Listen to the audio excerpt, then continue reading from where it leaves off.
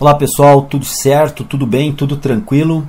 Estamos aí mais uma vez essa semana trazendo informações sobre um método de avaliação postural chamado de biofotogrametria e aplicado aí aos desvios posturais. Quem está nos acompanhando nessa série desde o começo, já há algum tempo, já está conhecendo bem a estratégia que nós do Treino em Foco estamos trazendo. É uma estratégia de apresentar esse procedimento de avaliação postural chamado biofotogramétrico. Num primeiro momento, nos primeiros 21 programas, nós buscamos apresentar ponto a ponto, medida a medida do desvio postural e individualmente discutir, comparar. E a partir dos dois últimos programas, e esse entra nessa dinâmica também, eu incluo a videoaula de hoje nessa dinâmica, nas duas últimas videoaulas e a de hoje, nós começamos a trabalhar a interpretação de desvios em conjunto.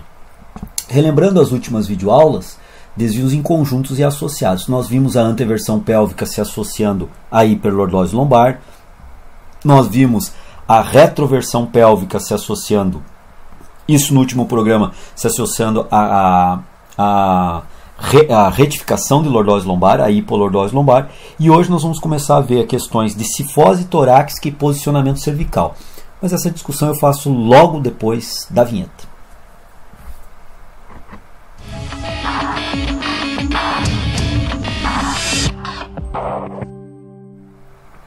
Bem, o primeiro ponto que nós temos que imaginar aqui, ou identificar, é que aqui eu coloquei uma representação do fio de prumo.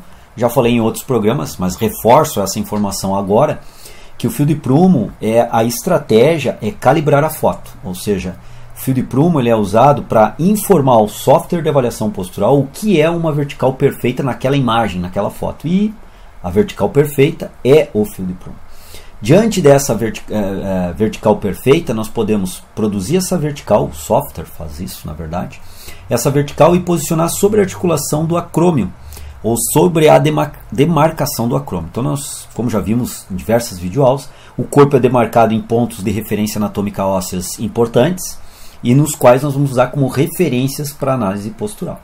Então nós temos aqui uma referência óssea importante, o acrômio, e essa vertical perfeita produzida através do fio de prumo é transferida exatamente para o ponto central do acrômio, que já está previamente demarcado com um demarcador biofotogramétrico, são essas esferas de isopor fixadas à pele por fita dupla face. O que nós podemos perceber?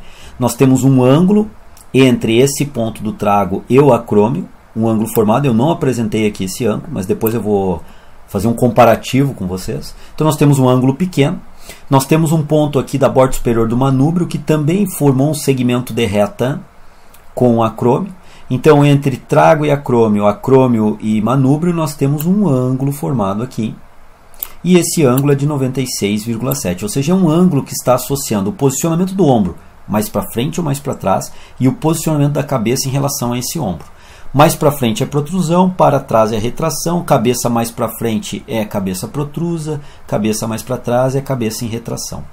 Isso são pontos que estão sendo associados de posicionamento do ombro, para frente, para trás, cabeça para frente, para trás no plano sagital, esse para frente, para trás entre aspas, obviamente, porque o termo correto é protrusão e retração. E também temos aqui uma verificação nessa imagem da esquerda da cifose torácica. Inversão da curvatura de lordose lombar é demarcado ponto, inversão de curvatura da cifose torácica é demarcado ponto, e inversão da curvatura da lordose lombar também é marcado um ponto. Entre esses pontos são conectados formando segmentos de reta. Esses segmentos de reta, os dois angulam-se sobre o ponto central da cifose torácica, que nós temos um ângulo de 159,4 graus. 159,4 graus é um ângulo tão grande a ponto de nós caracterizarmos esse indivíduo como com retificação de cifose torácica ou com hipocifose torácica. Já gravamos programas sobre isso. Vale a pena, sugiro fortemente isso, que vale a pena pesquisar nos programas anteriores, estudar nos programas anteriores e principalmente identificar o programa anterior que eu comentei sobre hipocifose torácica, porque é um programa que vai ter correlações com os vídeos que nós estamos vendo hoje. É uma videoaula que tem correlação com a videoaula de hoje. E aqui nós temos um ponto também entre o trago e C7, vejam bem que formou um segmento de reta. E nós temos o segmento de reta horizontal. Esse segmento de reta, como eu já comentei em outros programas, em relação ao fio de prumo, obviamente, deve formar um ângulo de 90 graus, um ângulo reto, porque esse ângulo de 90 graus, a partir da verticalização perfeita do fio de prumo, nos garante com total certeza que essa linha é totalmente horizontal. E esse segmento de reta que eu acabei de descrever, até C7, ele forma um ângulo com essa linha horizontal. Esse ângulo é de 57,9 graus. Isso é para nós verificarmos cabeça em protrusão ou retração, relacionando o posicionamento da cabeça do crânio com C7, a sétima vértebra cervical. Ao lado, nós já estamos associando esse posicionamento da cabeça com o posicionamento do ombro. Por isso a linha vertical e por isso o ângulo agora foi feito em relação à linha vertical. Porque nós associamos o posicionamento de retração da cabeça, ou protrusão da cabeça, nesse caso é uma retração, inclusive com uma certa retificação de lordose cervical, se percebermos bem. Há uma retificação também de lordose cervical. E essa retração da cabeça associa-se com o posicionamento do ombro. E esse posicionamento do ombro mais em retração para trás ou em protrusão para frente, nós verificamos em relação ao posicionamento do manúbrio, que é um osso do externo posicionado na caixa torácica. Mais à frente, esse ombro é um ombro em protrusão, à frente, mais para trás em retração. Então, através dos ângulos e através de uma análise ou individual, cifose, análise individual e protrusão da cabeça. Então, com a análise individual, nós já verificamos que essa cabeça não apresenta, na verdade, uma protrusão, e sim uma retração.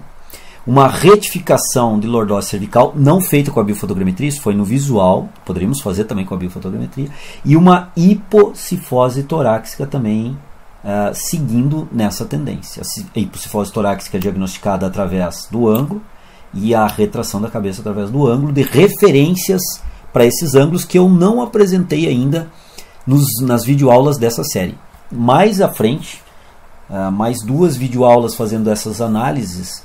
A partir daí nós vamos apresentar as referências para esses pontos, ou seja, a partir de quando nós consideramos, por exemplo, ângulos de hipocifose, ângulos de hipercifose, quando que nós consideramos ângulos de cabeça em retração e cabeça em protrusão. Então, logo nós já vamos apresentar.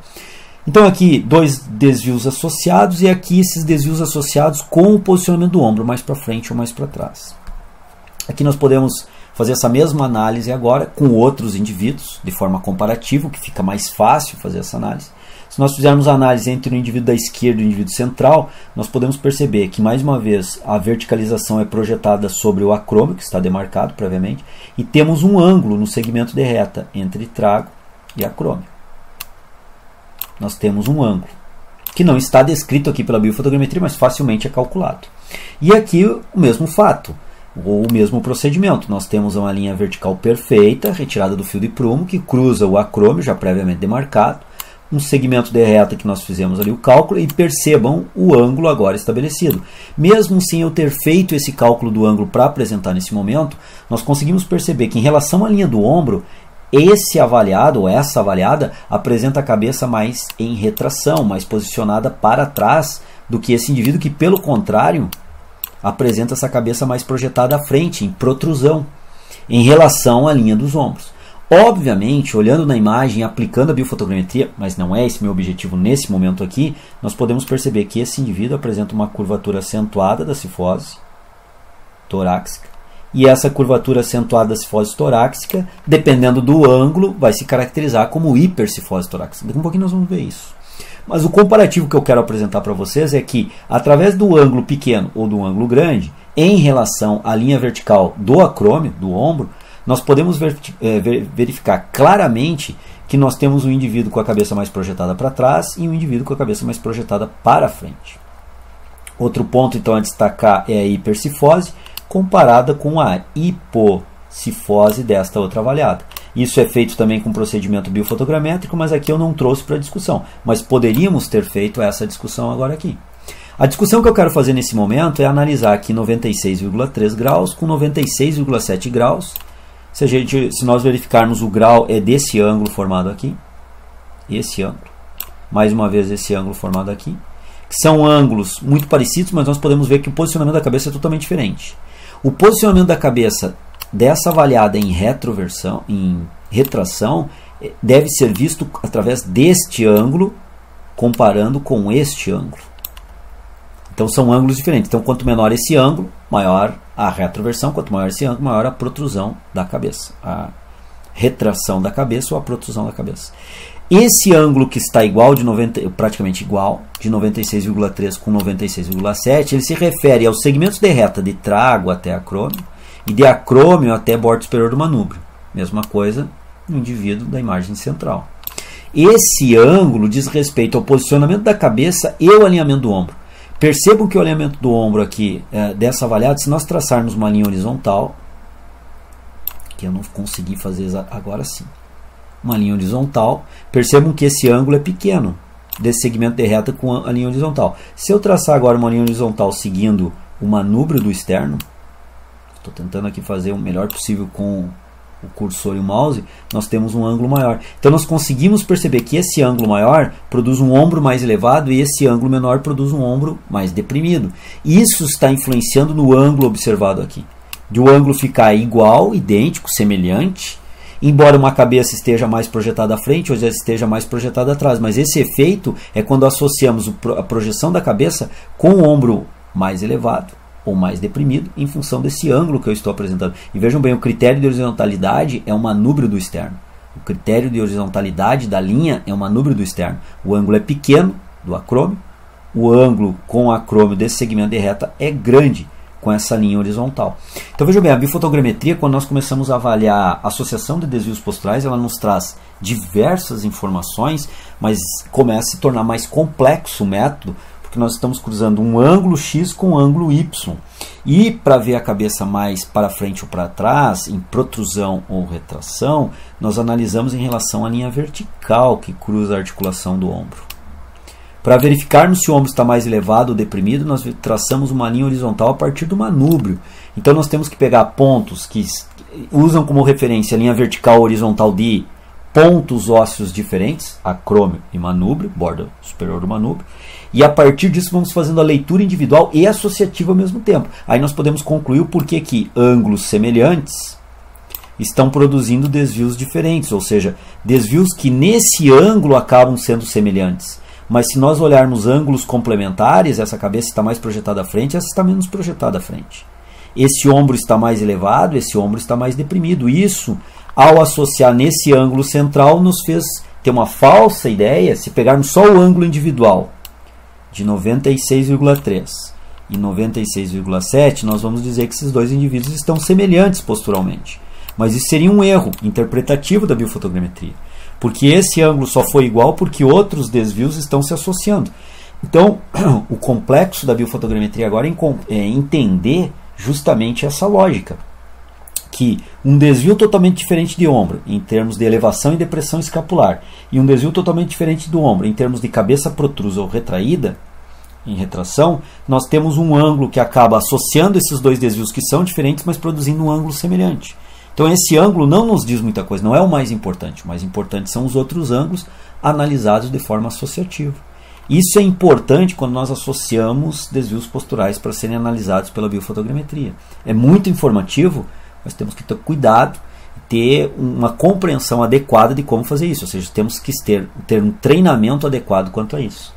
Então, analisando esse indivíduo, mais uma vez a questão da cifose torácica, nós podemos depois fazer essa leitura dos graus 137 graus, esse ângulo que eu acabei de descrever aqui. Esse ângulo de 137 caracteriza como hipercifose torácica. O ângulo pélvico, se nós analisarmos aqui, dos programas anteriores, com a linha horizontal, nós temos um ângulo. Esse ângulo é 8,1, caracterizando uma retroversão da pelve.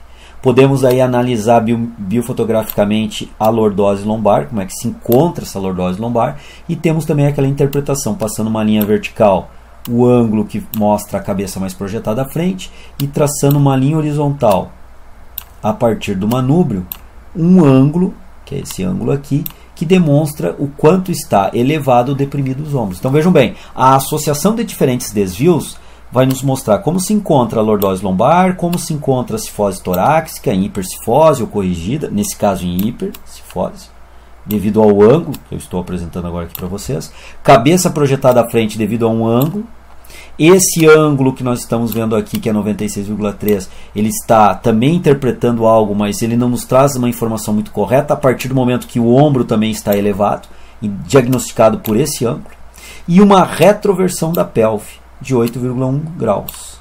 Então nós temos vários pontos posturais sendo analisados nesse indivíduo, e aí nós podemos ter um diagnóstico preciso, e a partir do diagnóstico preciso fazer a leitura muscular de quais são os pontos que potencialmente estão encurtados, quais são os pontos de pares antagônicos musculares que potencialmente estão desequilibrados, e fazermos o equilíbrio de força e o equilíbrio de flexibilidade entre esses pares anatômicos, buscando o reequilíbrio postural do indivíduo do ponto de vista muscular, sabendo que o equilíbrio postural não se faz somente do ponto de vista postural, tem a questão também da consciência corporal, a estrutura postural, que deve ser trabalhada, mas do ponto de vista muscular, exclusivamente muscular, nós estamos pela biofotogrametria fazendo leituras de potenciais desvios que ocorrem, encurtamentos associados a isso e desequilíbrios de força entre pares antagônicos musculares que também potencialmente podem apresentar desequilíbrios de força. Aí, a partir dessas hipóteses posturais testadas,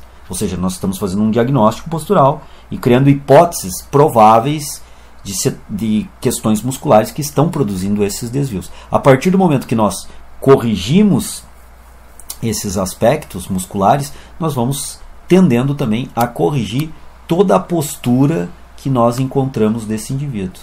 Então todos os problemas posturais, os distúrbios posturais passam a ser corrigidos quando nós buscamos essa identificação dos potenciais pontos de desequilíbrios e corrigimos esses desequilíbrios. Então essa é a ideia da biofotogrametria quando ela está associada. Ela se torna mais complexa, mas ela também ela se torna mais informativa para o profissional de educação física fazer um trabalho procurando evitar o desvio ou corrigir o desvio. No próximo programa nós vamos fechar essa parte associativa dos desvios, olhando os desvios agora no plano coronal, envolvendo vários pontos, na verdade, no plano coronal. Isso no nosso próximo programa. Esses são os pontos.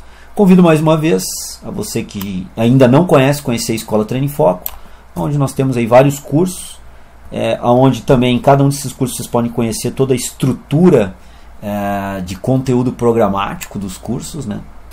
E se interessar, talvez vir a fazer esse curso conosco em EAD.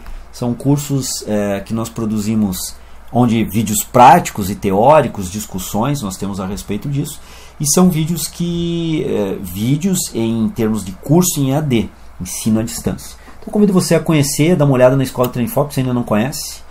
E a gente, por momentos, aí ao longo do ano, a gente faz algumas promoções de vendas também, fazendo valores bem baixos de lançamentos dos cursos, de promoção de venda. Então vale a pena você ficar sempre atento a isso, principalmente se interessar pelos cursos. Tá ok, pessoal? Agradeço muito vocês terem nos acompanhado até esse momento do curso, ou da videoaula, melhor dizendo. Terem acompanhado as discussões que nós fizemos hoje.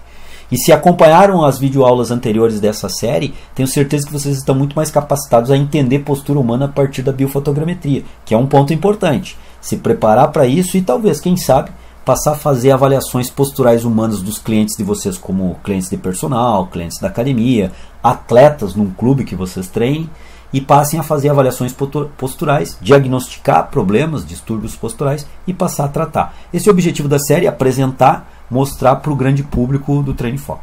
Tá ok, pessoal? Se gostar do vídeo de hoje, curtam o vídeo, compartilhem, divulguem, mostrem para os amigos. A gente sempre pede esse auxílio ao Treino em Foco, divulgando o nosso material, principalmente se você curtiu, se você gostou do material, vale a pena passar para os seus amigos para que eles também passem a entender melhor esses procedimentos e conhecer melhor. Tá ok? Muito obrigado àqueles seguidores que já vêm fazendo isso, têm contribuído demais com o Treino em Foco, compartilhando, curtindo nossos vídeos, indicando o nosso canal, mostrando o nosso site para os amigos conhecerem também. Eu agradeço muito, muito a esses nossos seguidores, ok? Um grande abraço, pessoal, aguardo vocês semana que vem, fazendo um desfecho dessa análise associativa dos pontos biofotogramétricos de avaliação postural. Um abração, boa semana a todos, até semana que vem. E de extrema importância, eu diria, para as áreas de saúde, particularmente fisioterapeuta e o educador físico. Aqui, de novo, mais algumas imagens de alguns trabalhos que eu publiquei, onde nós fazíamos alguns alinhamentos corporais e nivelamentos corporais sendo analisados, até para identificarmos potenciais assimetrias corporais.